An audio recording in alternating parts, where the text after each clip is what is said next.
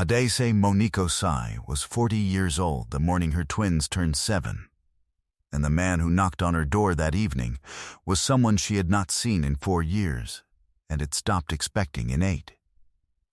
She drove a used Corolla with a sun-cracked dashboard and a back seat that smelled permanently of apple juice and library books. She worked as a medical coder at a billing firm on the west side of Atlanta, remotely 3 days a week and in the office the other 2.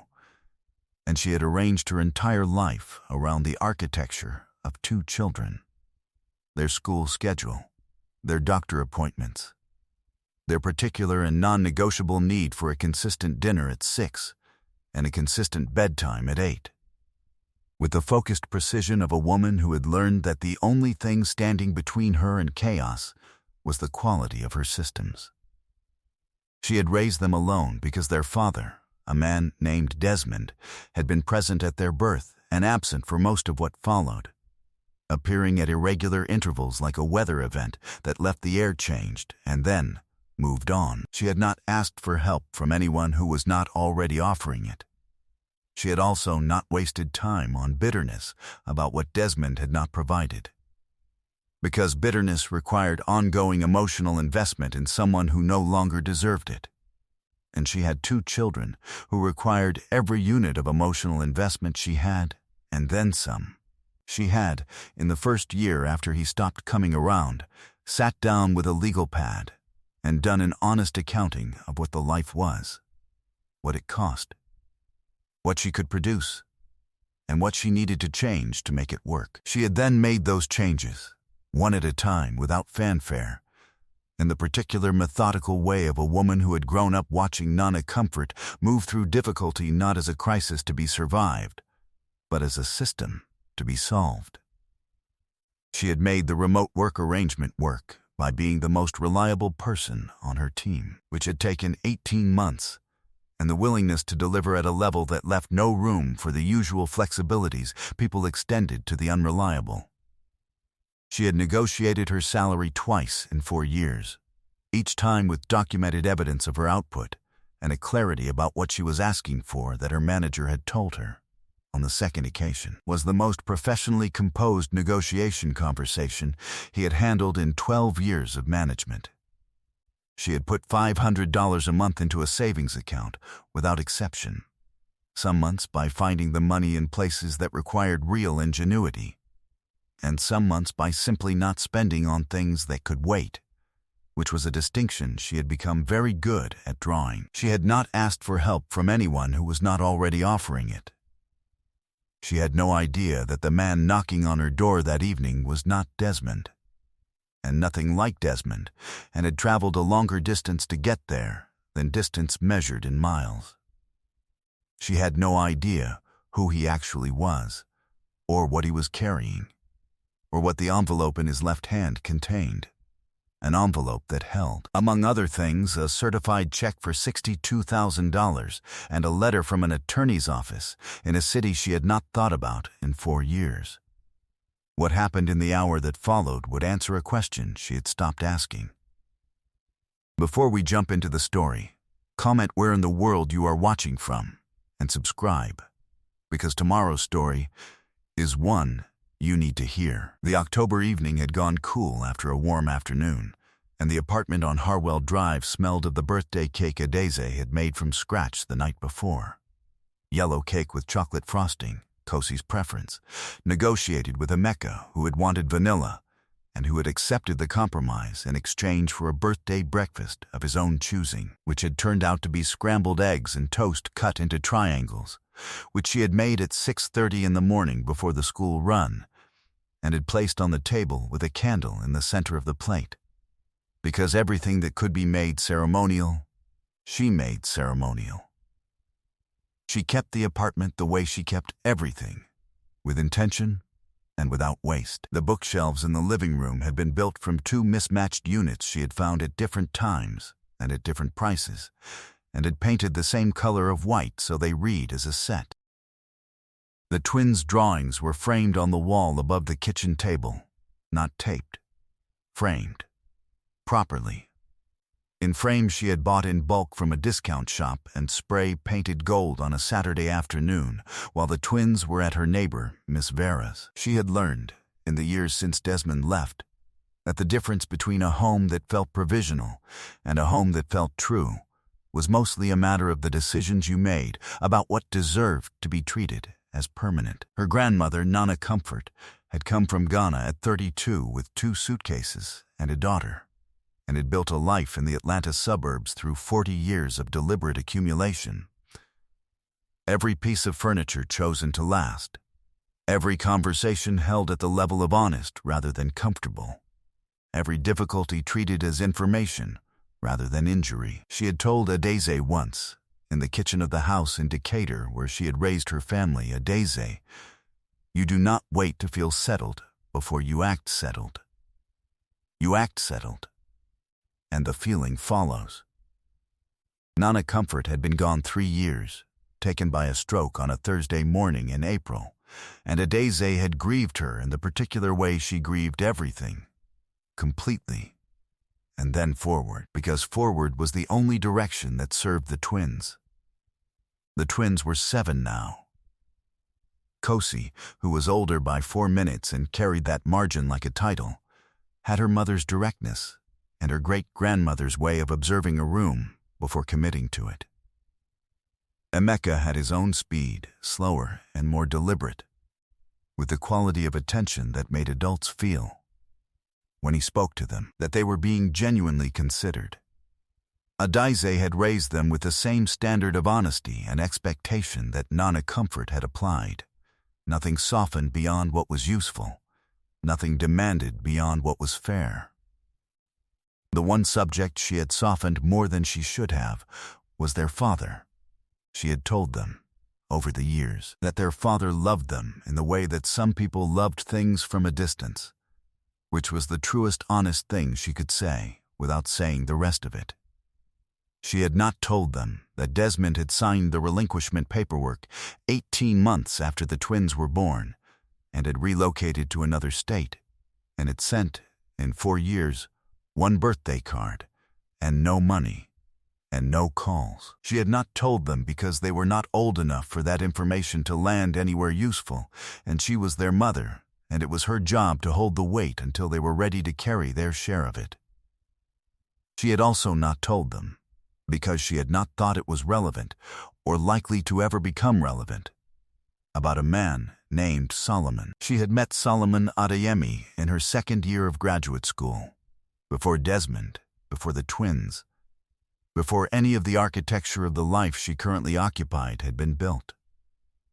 He had been a doctoral student in economics at the same university, a man from Lagos by way of London, by way of a scholarship that had landed him in Atlanta, and they had been close in the way that 2 people far from where they were raised could become close, through the specific gravity of shared language and shared reference, and the particular comfort of being known without having to explain the context. They had been friends, genuinely, before anything else, and what came after the friendship had been real and had been good, and had ended not badly but incompletely, the way things end when 2 people are pointed in directions that do not yet converge and are too honest to pretend otherwise. Solomon had taken a research position in London in the autumn of their 2nd year. They had kept in contact for a while, and then less, and then not at all, in the gradual and undramatic way of 2 lives that had moved on without malice. She had thought of him occasionally over the years, in the way you thought of a chapter that had been good and that had closed.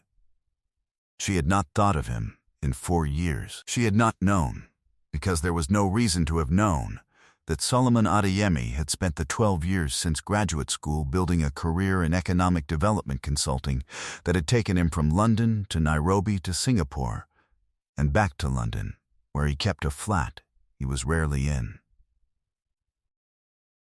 He had completed his doctorate, worked 3 years at a policy institute in Whitehall, and then gone independent, building a consulting practice that worked with sovereign wealth funds and development banks on infrastructure investment in sub-Saharan Africa. It was work that required the same precision his training had given him, and the same patience with long timelines that patience had made second nature. And he had been good at it in the specific way of a person for whom the work was not a career, but a purpose that happened to pay exceptionally well. He had not married. He had come close once in his London years, and had arrived, after honest assessment, at the conclusion that he had not yet met the person who would make the life he was building feel complete rather than sufficient. And he was not a man who would enter a permanent arrangement on the basis of sufficient. His mother had considered this position exasperating and correct in approximately equal measure. She had not known that his mother, a woman named Grace, who had met Adize twice in graduate school and had called her a woman of substance in the specific and considered way that Grace Adeyemi used language, had followed Adize's life at a distance through the years, through mutual friends, through the occasional post in a shared network, through the quiet and persistent interest of a woman who had liked what she saw and had not forgotten it. Grace had mentioned Adize to Solomon twice in the years since graduate school, each time with a casualness that did not disguise its intent, and each time Solomon had said he understood and had not acted.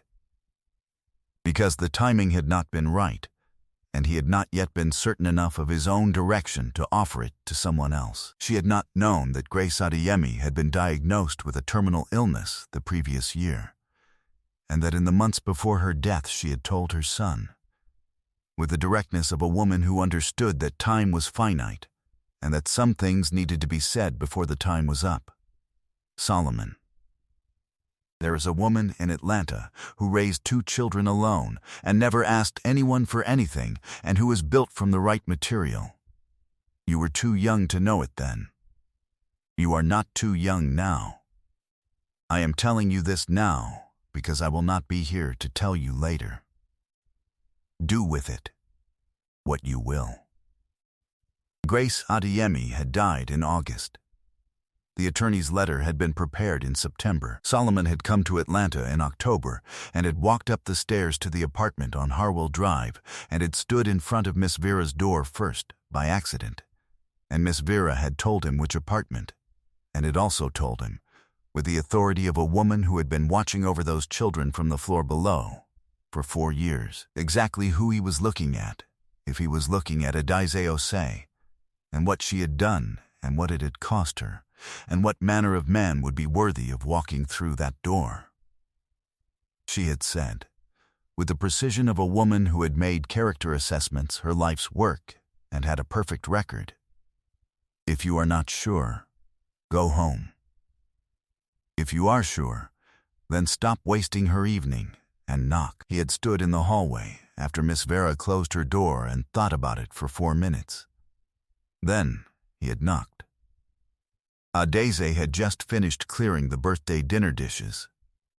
The twins were in the bath, an operation she could monitor from the kitchen through a combination of strategic positioning and the particular sonic quality of cooperative versus competitive splashing. And she had her hands in dish soap when the knock came, 3 beats even, unhurried, the knock of someone who had thought about it in advance.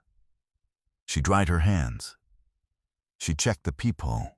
The man on the other side of the door was tall, wearing a plain coat over a collared shirt, with close cropped hair going gray at the temples and a face she had not seen in 12 years and recognized in under 2 seconds, the way you recognized people who had been important to you before the world rearranged itself.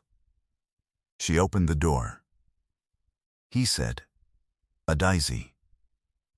She said, "Solomon." There was a pause of the kind that happened when 12 years of separate living tried to compress itself into the space between a first sentence and a second. He said, I know I should have called first. I tried to write. I wrote 4 letters. I didn't send any of them." He stopped. "My mother died in August." She said, "I heard." "I'm sorry." He said, "She asked me to come." She stepped back and let him in. The twins were still in the bath, She could hear them. She stood in the living room with Solomon Adeyemi, who looked at the white bookshelves and the framed drawings and the remnants of the birthday cake on the counter and said nothing for a moment, reading the room the way economists read data, looking for the story beneath the numbers. He said, "The twins are 7 today." She said, "They are." He said, "Your neighbor Mrs., the woman downstairs, I cannot remember her name." She said, "Miss Vera." He said, "Miss Vera told me when their birthday was. 2 years ago, when I came to Atlanta and tried to find my nerve and didn't, and knocked on her door by mistake, and she told me to come back when I was ready." He paused. "She said to tell you she has been waiting a long time for this to happen." Adeze sat down. She looked at the man across from her and thought about nerve and about timing and about the particular way life occasionally attempted to correct its own gaps if you were willing to stand still long enough to let it. He sat across from her.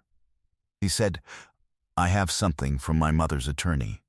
She asked that it be given to you." He placed the envelope on the coffee table. "I want to tell you what's in it before you open it." She waited. He said that Grace Adeyemi had established a small trust in the final year of her life, funded from her personal savings, with specific instructions.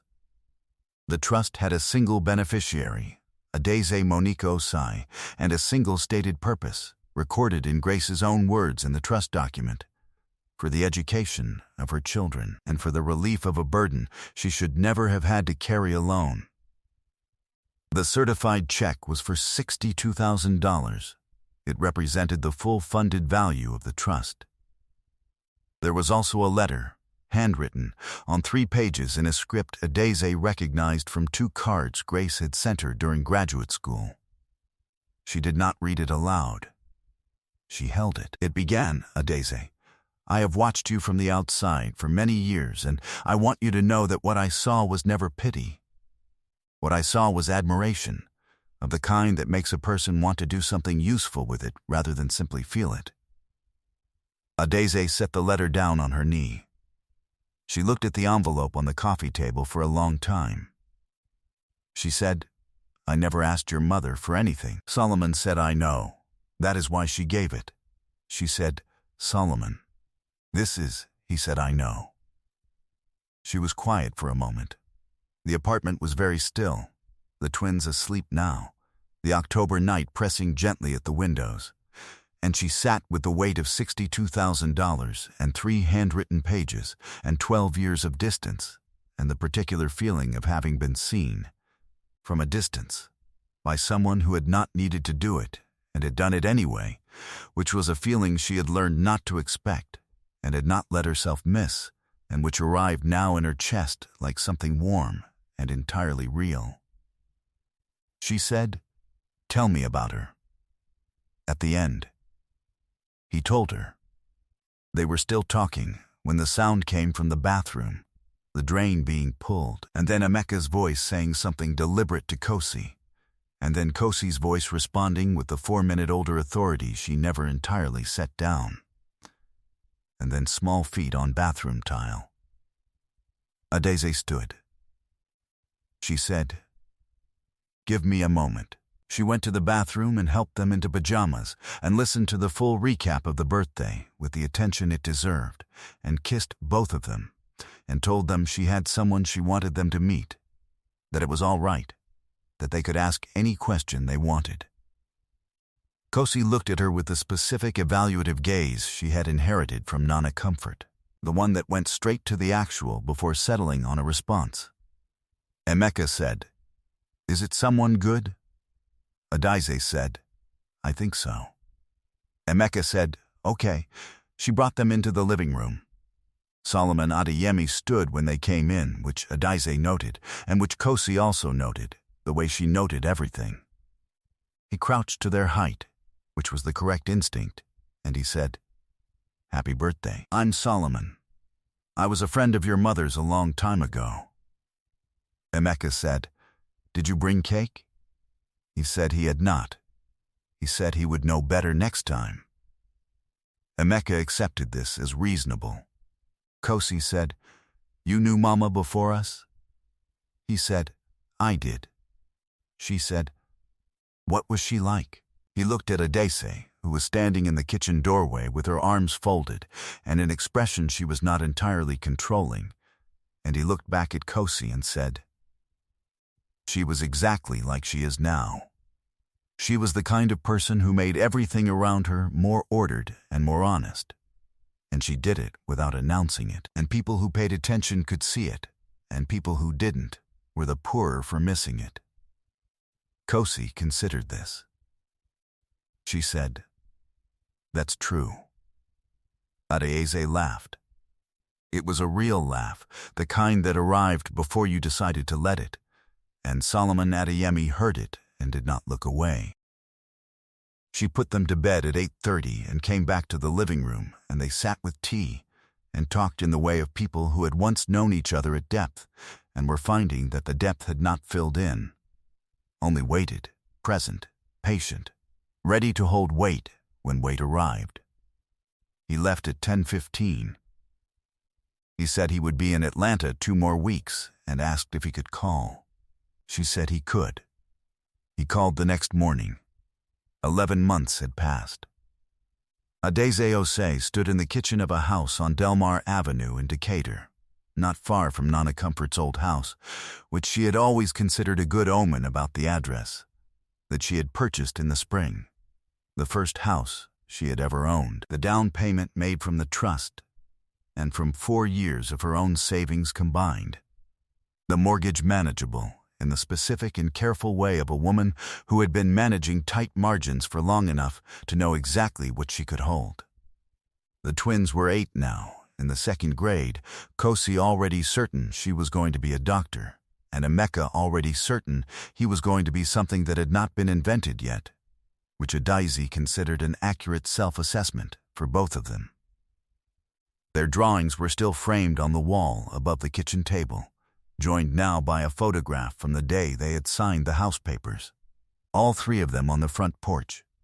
Emeka squinting into the sun, and Kosi holding the key, and Adese looking at them both with the expression of a woman who had done a thing that had taken everything she had, and who was not pretending it had been easy, and was also not pretending it had not been worth it. The white bookshelves were in the new living room.